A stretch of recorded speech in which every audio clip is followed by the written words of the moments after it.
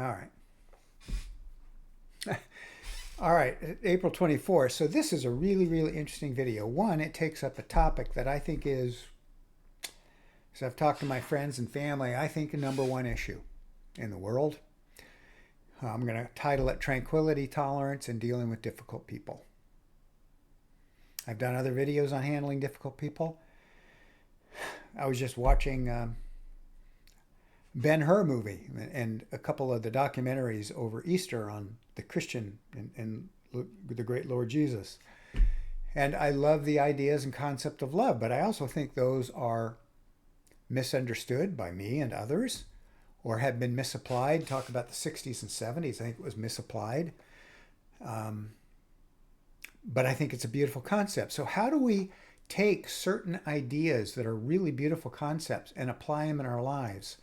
And I found something today that might be helpful to both. And I'm really reading it only for the second time. So I'm going to be learning as we go. So this is a different kind of video. I'm almost like watching it as you watch it.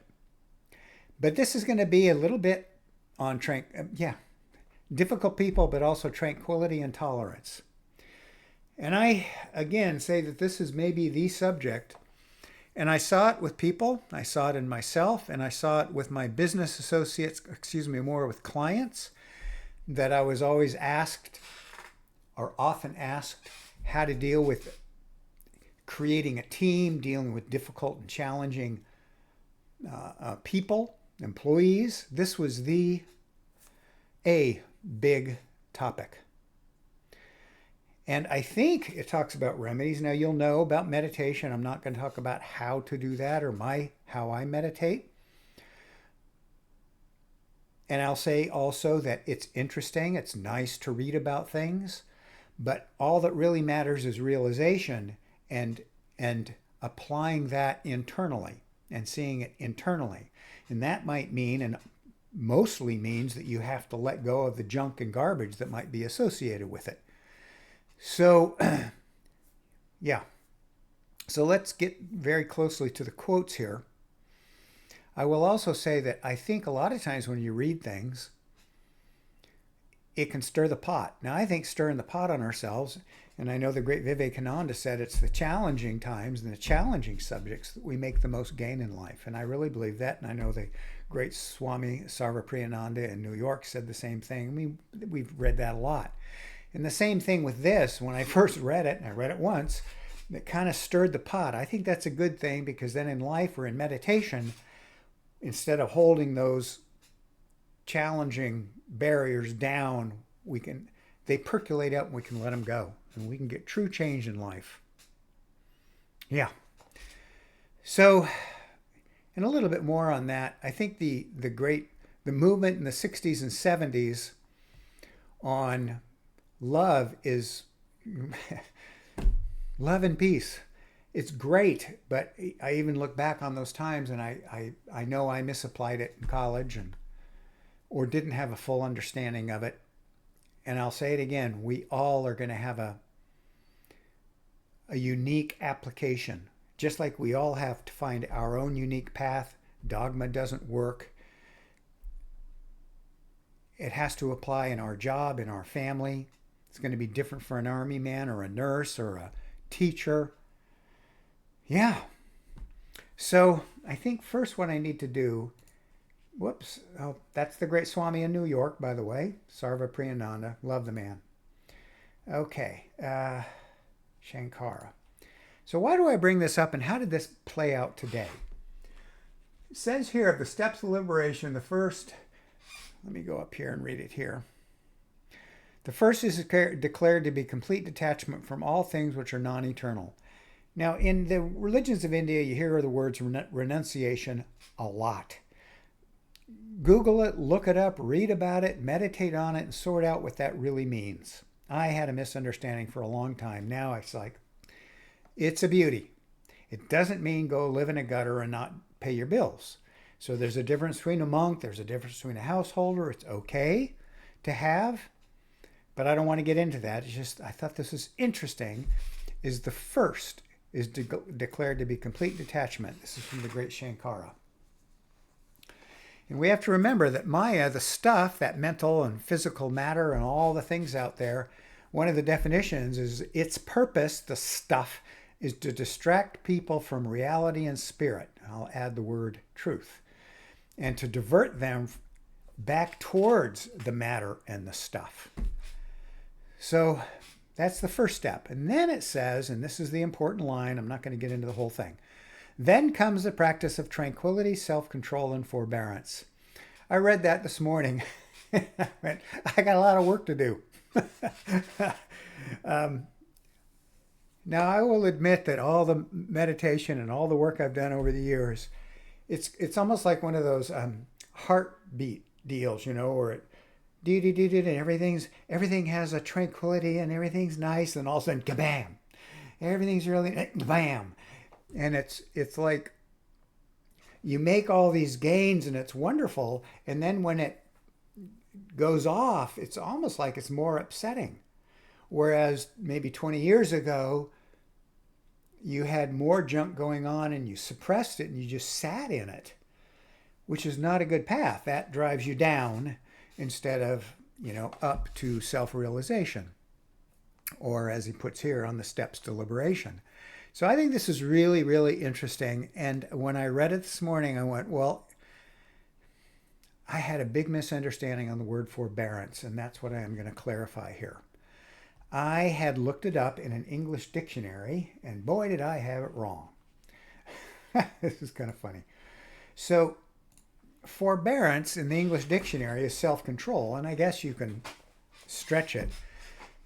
But when you Google things, and this is where I really, really love the internet, there's Wikipedia, there's Yogipedia, I think there's a Yogapedia, and there's even a Hindupedia, right here, Hindupedia. So this is a quote from that, and I don't know how much more there could be on this, but I was trying to understand the word forbear, forbearance, and all of this, and there is so much on it. In a way, you could say it's getting beyond and above the yin and yang, pain and pleasure, but that's just one idea. This term literally means to accommodate or to forgive and forbear. The following are the four main ways in which we can practice the virtue of Kshanti. I hope I'm pronouncing that correctly. In our day-to-day lives, I looked up in one of these Yogipedias, and it said Kshanti is patience, forbearance, and forgiveness. So we're all on the same page here. Forgive, forbear, tolerance. So let's just go. Forbearance. To accept and tolerate the uncomfortable or pleasant situations or people that we encounter in everyday life without complaining or feeling upset. Obviously, I think it's the uncomfortable we'd feel upset, but I thought it was interesting that it said uncomfortable or pleasant. There was another definition that I found that talked about all the yin-yangs from pain, pleasure, death, birth, all of these things. There's another word in India, they call it dispassion, where we're not getting jacked around by things. It's another modern gym way to say it. But to accept and tolerate the uncomfortable or pleasant situations or people that we encounter in everyday life without complaining or feeling upset. Fascinating. I mean, I'm reading this as we go. I'm learning as we go. How is this going to be applied in life? So, to accept diversity of opinions, practices, and cultures as a fact of life and not impose our beliefs and standards on everyone. That is powerful. I know the less we are, the little less self. If we're being the bigger picture, the all is one picture, how can we be upset? So that's where we're working. We're working from little less self to the bigger liberation, all is one consciousness, all of that. I think that's really a good one. So apply it in life, apply it in your meditation practice. To be patient with, I think there should be a comma here, forgiving towards and tolerant of people whom we do not agree with or we do not like, who have tried to harm us. Now this is a biggie. Instead of wanting to fight, this is a challenge, because I know I found this great line. It was in the book by Ramakrishna, and he said, the word love, paraphrasing of course, is going to be applied differently to a monk who is going to have much more forbearance and tolerance than a householder who might have to deal with a lawsuit or might have to deal with somebody attacking the family, or, you know, we're all going to have to figure out how to sort this one out. But I just like all of this. And I like the idea of meditating on tolerance, forbearance, and allowing each person to sort out the truth for them on each of these. To have the understanding that everything passes away with time, but the underlying truth, Brahman, God, consciousness, of the soul and Paramatman, that's another word for God, consciousness. But the underlying truth of the soul and Paramatman is always constant. So that's the whole idea that the real truth is Atman, Brahman, soul, and everything else is actual, just created, and it's all short term. That includes good things and bad things. And that in the end, we can become senior to both. And I think that's what they're talking about up here on number 1. Tolerate the uncomfortable or pleasant situations. We can get locked into hanging on to only pleasant as much as we can try to avoid the uncomfortable. And as the great Buddha said, we want to get beyond both. We don't want to be craving things. We don't want to be avoiding. We just see how all these are coming together with these great religions of India, and probably all the great religions. Why should we practice forbearance and accommodation? Because people are different from each other, and diversity is a fact of life. Now, if you just read that, you go, yeah, I get it, great. Well, full application of life and gaining a softening of those blips, blip, where it becomes a real challenge. Because we can't avoid that in our life. We're going to have situations that pop up. So number 1, because people are different from each other and diversity is a fact of life, our way need not be the only right way, nor is it going to work for everyone. I think that's a beauty. Same thing with the great principle that brought me to Vedanta Hinduism, and that is many paths, same truth, same God, same consciousness. Everybody's got to find what works for them. Same thing with food. Everybody's got to find out what food works for their body. There's no one size fits all. Number 2, different people do have different understandings of things, different levels of intelligence, and different ethical and spiritual values. We cannot get incensed. There goes I love this one. Dogma doesn't apply. We cannot get incensed when things are not done our way, and should learn to accept situations which are different from what we're used to. See, what comes into my mind right there is, now if you have a business, how are you going to apply that? Because you can't, this just kind of reminds me of my business life years ago, you can't there's a line for this, the people run the insane asylum, whatever that line is. I mean, you can't you're a leader and you're an owner in business, for example, and you have to direct it, but you also have to listen to what people have to say and get them to contribute, because if it's all one way, it's just an intolerable business life. So again, how do we apply this line, which is a really good line? We cannot get incensed when things are not done our way. Kshanti stems from tolerance, forgiveness, and compassionate understanding, and a desire for harmony and peace. When we patiently accommodate the differences amongst ourselves and forgive others, it prevents us from wasting our time, emotions, efforts, and resources on avoidable and useless and trivial conflicts. If we continue to react to every difficult situation or person, we will be forever stressed out. On the other hand, if we adhere to Kshanti, then we can focus on things that are really important in our lives rather than get distracted all the time over trivial matters. I think that's great. There was a time when I felt like everything that wasn't perfect had to be addressed. Boy, I had to let go of that false idea, and it's such an ugly idea. But again, there's got to be is maybe the Buddha's great words, a middle way. There has to be a middle way on, I call it cause and effect, where it's not all on my flow, but it can't be all on another flow. Or there has to be a tolerance. I'm just kind of thinking out loud now, a tolerance to recognize that maybe sometimes I give in, sometimes I need to take control of a situation, sometimes, like as a business owner.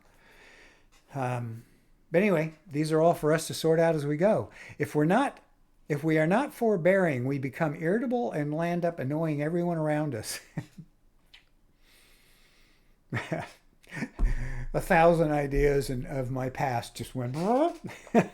Sorry if I annoyed people. Forbearance gives us the ability to be indifferent to the minor flaws of others.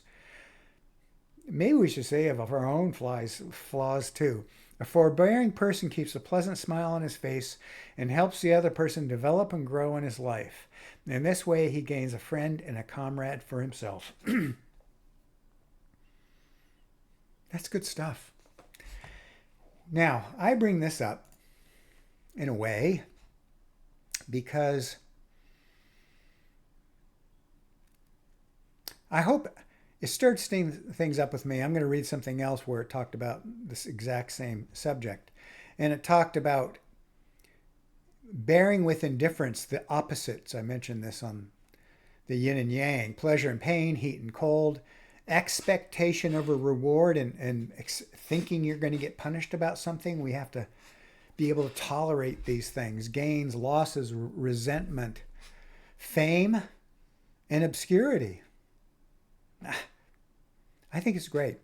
It actually, now that I think about it, all these words are things that can be let go of as we're practicing, back to the Shankara quote.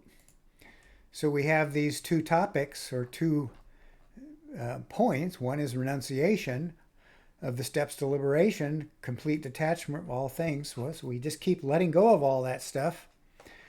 And then we have the practice of tranquility, self-control, and forbearance. I'm laughing because I read that this morning and I went, tranquility, I got some work to do. I think that was funny. And then this forbearance became kind of an enlightening word. Yeah. So I guess I'll just leave it at that so I don't have this too long. But as we both go along, maybe we're going to learn something from that and then apply it in our lives or in our meditation.